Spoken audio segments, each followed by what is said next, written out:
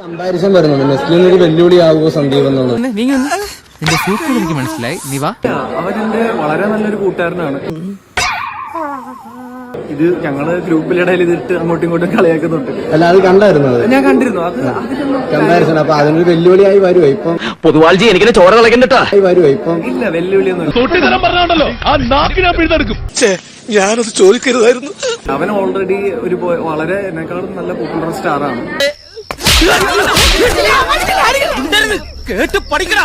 ബാക്കി പറ. അവനവൻ്റെതായ ഒരു സ്പേസ് ഉണ്ട്. ഞാനും പയ്യെ കയറി വരാണ്. ഞാൻ എന്റേതായ ഒരു സ്പേസ് ഉണ്ടാക്കുക എന്നുള്ളതേ ഉള്ളൂ. അതിന്റെ അപ്പുറം വേറെ കമ്പാരിസൺ ആവശ്യമില്ല. തൽക്കാലം ഇത്രയും മതി. ഞാൻ പോയിട്ട് നാളെ വരാം.